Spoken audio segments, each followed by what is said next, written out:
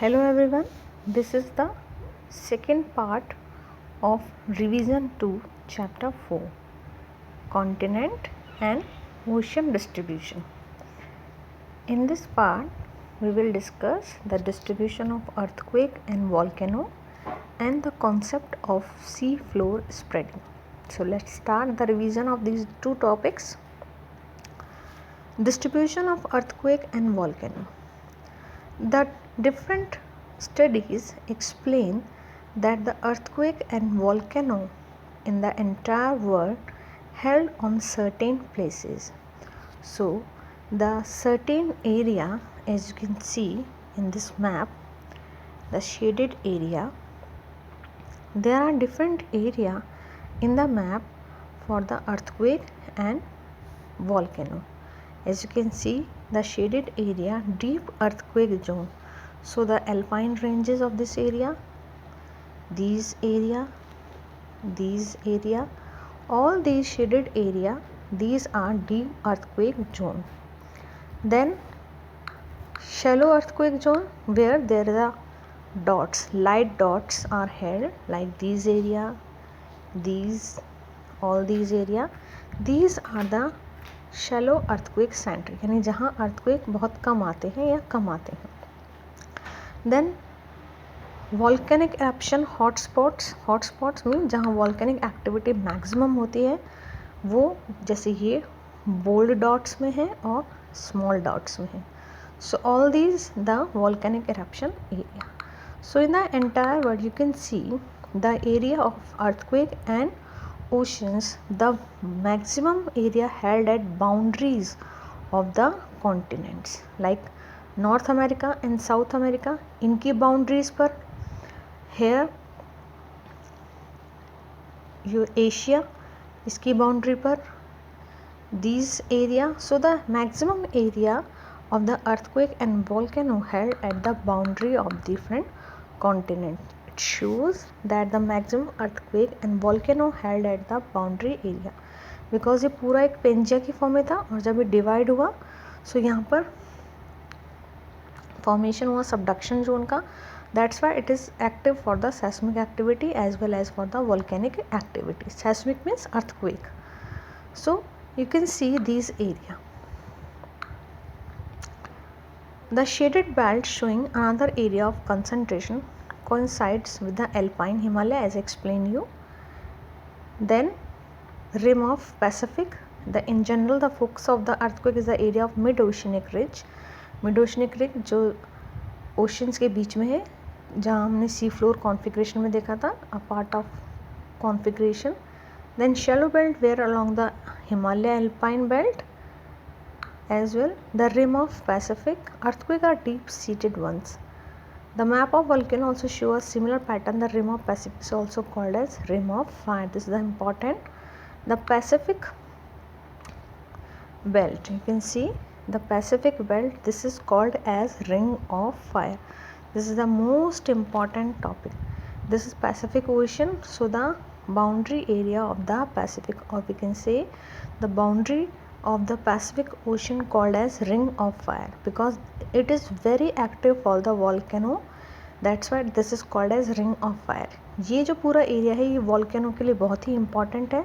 Volcanic eruption hotspot है, इसलिए इसे रिंग ऑफ फायर कहते हैं, और ये है पैसिफिक ओशन की बाउंड्री एरियाज है.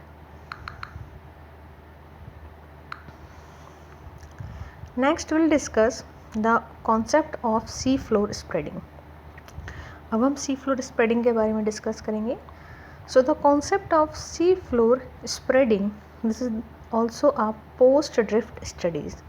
यह भी एक पोस्ट ड्रिफ्ट स्टडीज़ है जिसका फॉर्मेशन कॉन्टिनेंटल ड्रिफ्ट थ्योरी के बाद में हुआ था. So according to this theory, the mapping of the ocean floor and palaeomagnetic studies. Palaeomagnetic studies means the studies of rocks through the magnetic field. Rocks from ocean crust revealed. So जो rocks की studies हुई है उनके magnetic areas की, उससे कुछ facts जो सामने आए हैं उनके according the rocks equidistant on either side of the Crest of mid oceanic ridge.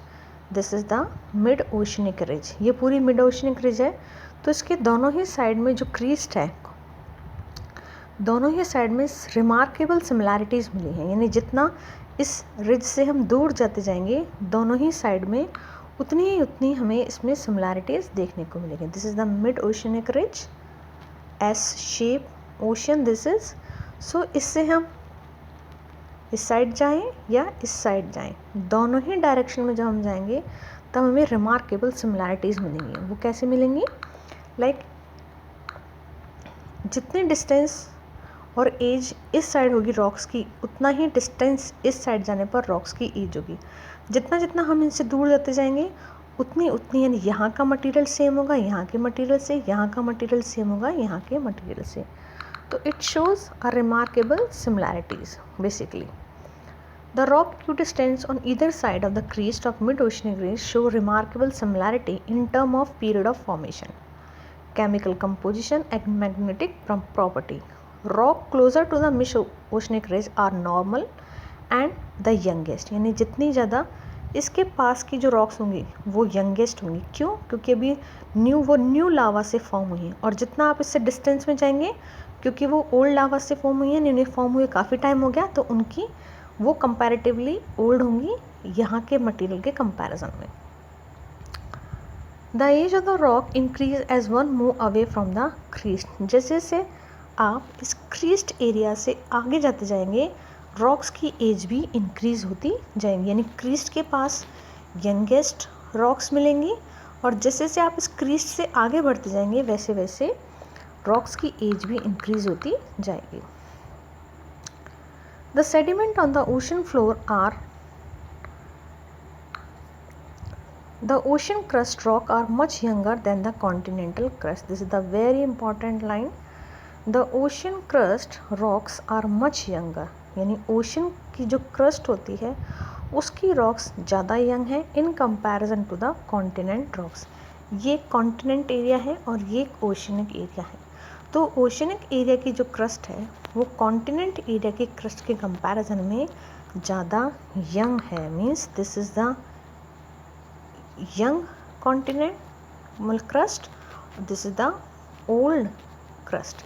ये ओल्ड क्रस्ट है कॉन्टिनेंट की, और वाटर वाली यानी ओशन की जो क्रस्ट है वो कंपैरेटिवली यंग है। The sediments of the ocean floor are unexpectedly very thin. Ocean floor के जो सेडिमेंट्स डिपॉजिट होते हैं जो यहाँ से मूव होकर इन एरियाज़ में आते हैं वो अनएक्सपेक्टेडली बहुत ही थिन होते हैं। And scientist were expecting if the ocean floor were old as the continent to have a complete sequence of the sediment of a period of much longer duration. अगर oceans में भी हमें continent जैसे ही thick sediment चाहिए तो इसके लिए बहुत लंबा पीरियड लगेगा। So all these facts reveal that the Harry Hess in 1960 proposed this hypothesis।